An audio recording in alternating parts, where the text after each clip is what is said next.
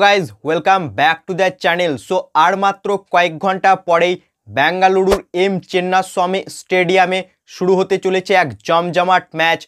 মুখোমুখি হতে চলেছে কলকাতা নাইট রাইডার্স ও রয়্যাল চ্যালেঞ্জার্স ব্যাঙ্গালোর, যেখানে প্রথম ম্যাচে হায়দ্রাবাদের বিরুদ্ধে এক রুদ্ধশ্বাস ম্যাচে মাত্র 4 রানে জয়লাভ করেছিল কেকেআর টিম।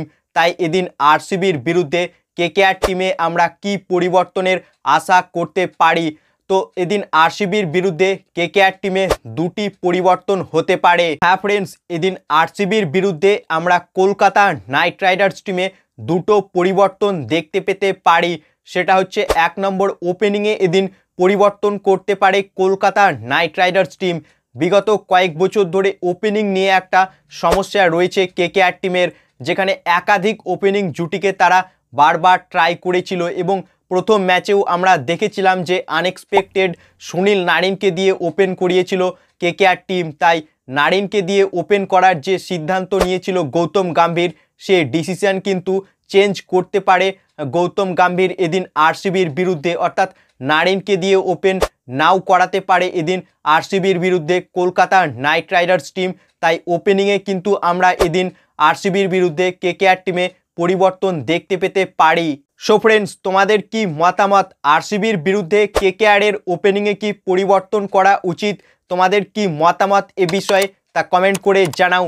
এছাড়াও এদিন ইম্প্যাক্ট প্লেয়ারেও পরিবর্তন করতে পারে কলকাতা নাইট রাইডার্স টিম, যেখানে প্রথম ম্যাচে হায়দ্রাবাদের বিরুদ্ধে কেকেআর টিম ইম্প্যাক্ট প্লেয়ার হিসেবে মাঠে নামিয়েছিল শ্রেয়াস শর্মাকে। তবে এদিন আরসিবির বিরুদ্ধে বেঙ্গালুরুর এম চেন্নাস্বামী স্টেডিয়ামে ইম্প্যাক্ট প্লেয়ার হিসেবে কেকেআর টিম বিহারের সাকিব হোসেনকে মাঠে নামাতে পারে। হ্যাঁ ফ্রেন্ডস, অনেকেই সাকিব হোসেনের অনেক প্রশংসা করছে, অর্থাৎ এই বোলারটির কাছে কিন্তু ডেথ ওভারে ভালো বল করার ক্ষমতা রয়েছে, অর্থাৎ বিভিন্ন ভেরিয়েশন রয়েছে এই সাকিব হোসেনের কাছে। এমনকি কেকেআরের কোচিং বিভাগও বেশ ইমপ্রেস হয়েছে এই বোলারটিকে দেখে। তাই হয়তো এদিন বেঙ্গালুরুর এম চেন্নাস্বামী স্টেডিয়ামে ইম্প্যাক্ট প্লেয়ার হিসেবে সাকিব হোসেনকে সুযোগ দিতে পারে কলকাতা নাইট রাইডার্স টিম।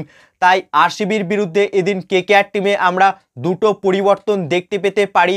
সেটা হচ্ছে ওপেনিংয়ে পরিবর্তন করতে পারে কলকাতা নাইট রাইডার্স টিম এবং ইম্প্যাক্ট প্লেয়ার হিসেবে সাকিব হোসেনকে এদিন মাঠে নামাতে পারে কেকেআর। সো ফ্রেন্ডস, তোমাদের মতে এদিন আরসিবির বিরুদ্ধে কেকেআর টিমে কি পরিবর্তন করা উচিত তা কমেন্ট বক্সে লিখে জানাও। এবং ভিডিওটি ভালো লাগলে ভিডিওটিকে করো লাইক এবং আইপিএল ও কেকেআর সম্বন্ধে আরও খবর পাওয়ার জন্য চ্যানেলকে করো সাবস্ক্রাইব। ধন্যবাদ।